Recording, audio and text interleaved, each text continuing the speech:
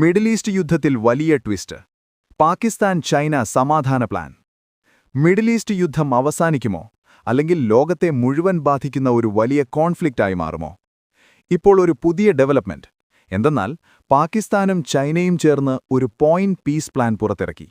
ഇത് കേൾക്കുമ്പോൾ ഹോപ്പ് തോന്നാം, പക്ഷേ ബിഹൈൻഡ് ദ സീൻസ് നടക്കുന്നത് കംപ്ലീറ്റ്ലി വേറെയാണ്.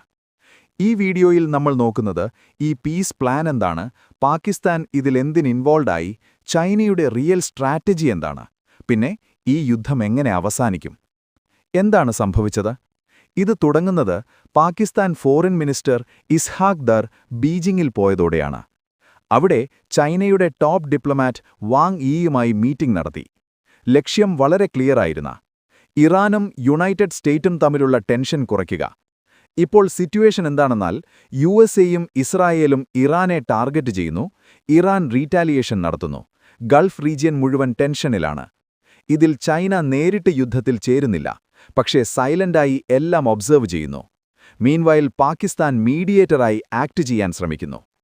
5 പോയിന്റ് പീസ് പ്ലാൻ എന്താണ്?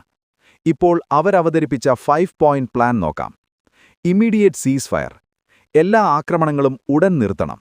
പക്ഷേ ഗ്രൗണ്ട് റിയാലിറ്റിയിൽ ആരും പിന്നോട്ടു പോകാൻ തയ്യാറല്ല. 2. ഡയലോഗാണ് മാത്രം വഴി. യുദ്ധം കൊണ്ടൊന്നും നേടാൻ പറ്റില്ല. ഡിപ്ലോമസി ഉപയോഗിച്ചാണ് സൊല്യൂഷൻ. 3. സ്ട്രെയ്റ്റ് ഓഫ് ഹോർമൂസ് സുരക്ഷിതമാക്കണം. ലോകത്തിലെ ഓയിൽ സപ്ലൈയുടെ വലിയ ഭാഗം ഇവിടെ കൂടി പോകുന്നു. ഇത് ബ്ലോക്കായാൽ ഫ്യൂവൽ പ്രൈസ് ലോകമെമ്പാടും എക്സ്പ്ലോഡ് ചെയ്യും. 4. എസ്കലേഷൻ തടയണം. ചെറിയ കോൺഫ്ലിക്റ്റ് വലിയ യുദ്ധമാകാതിരിക്കാൻ ശ്രദ്ധിക്കണം. 5. Political solution. Long term peace only through negotiation. ഇത് കേൾക്കുമ്പോൾ പെർഫെക്റ്റ് പ്ലാൻ പോലെ തോന്നും. പക്ഷേ ശരിക്കുള്ള ചോദ്യം, ഇതിൽ ഇൻവോൾവായ പ്രധാന രാജ്യങ്ങൾ എഗ്രി ചെയ്യുമോ? ഇപ്പോൾ ഗ്രൗണ്ട് റിയാലിറ്റി നോക്കാം. ഡൊണാൾഡ് ട്രംപ് പറയുന്നത് ടോക്സ് ഗോയിങ് എക്സ്ട്രീംലി വെൽ എന്നാണ്. പക്ഷേ Iran official response direct talks ഒന്നും നടക്കുന്നില്ല എന്നാണ്. ഇതെന്താണ് സൂചിപ്പിക്കുന്നത്? രണ്ട് രാജ്യങ്ങളും കംപ്ലീറ്റ്ലി ഡിഫറന്റ് നാരറ്റീവ്സാണ് പറയുന്നത്. മീൻവൈൽ ഇസ്രായേൽ ആക്രമണം തുടരുന്നു, ഇറാൻ മിസൈൽസ് ലോഞ്ച് ചെയ്യുന്നു. സിറ്റുവേഷൻ ഇപ്പോഴും ഹൈലി അൺസ്റ്റേബിളാണ്. പാകിസ്ഥാൻ എന്തിനാണ് ഇതിൽ? പാകിസ്ഥാൻ ഈ കോൺഫ്ലിക്റ്റിൽ എന്തിനിത്ര ആക്റ്റീവ്ലി ഇൻവോൾവ് ആകാൻ ശ്രമിക്കുന്നു? കാരണം സിമ്പിളല്ല, വളരെ സീരിയസ് ആണ്. പാകിസ്ഥാൻ ഇറാനുമായി ബോർഡർ ഷെയർ ചെയ്യുന്നു. കോൺഫ്ലിക്റ്റ് സ്പ്രെഡായാൽ ഡയറക്റ്റ് ഇമ്പാക്റ്റ് ഉണ്ടാകും. ബലൂചിസ്ഥാൻ ഓൾറെഡി അൺസ്റ്റേബിൾ ആണ്. വാർ സിറ്റുവേഷൻ അത് വേഴ്സാക്കും. പാകിസ്ഥാനിൽ വലിയ ഷിയ പോപ്പുലേഷനുണ്ട്. സെക്ടേറിയൻ വയലൻസ് ഉയരാൻ ചാൻസ് കൂടുതലാണ്. സൗദി അറേബ്യയുമായി strong ties. Saudi versus Iran വാറാണെങ്കിൽ പാകിസ്ഥാൻ സ്റ്റക്കായേനെ. അതായത് പാകിസ്ഥാന് ഈ യുദ്ധം അവസാനിപ്പിക്കേണ്ടത് സർവൈവൽ ഇഷ്യൂ ആണ്.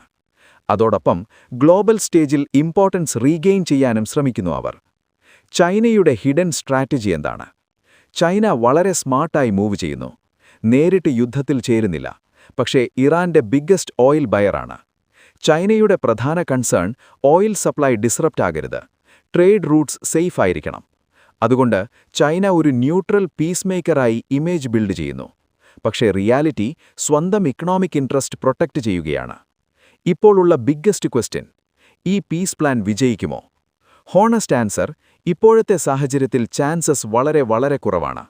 കാരണം ട്രസ്റ്റ് ഇല്ല, കോൺഫ്ലിക്റ്റിംഗ് നാരറ്റീവ്സ് ആണ്, ഓൺഗോയിങ് അറ്റാക്സ്. ഒരു കാര്യം ക്ലിയറാണ്, മിഡിൽ ഈസ്റ്റ് ഇപ്പോഴും എക്സ്പ്ലോസീവാണ്. ഈ കോൺഫ്ലിക്റ്റ് ഫ്യൂച്ചറിൽ ലോകത്തെ മുഴുവൻ ബാധിക്കും. കൂടുതൽ വീഡിയോകൾക്കായി സബ്സ്ക്രൈബ് ചെയ്യൂ.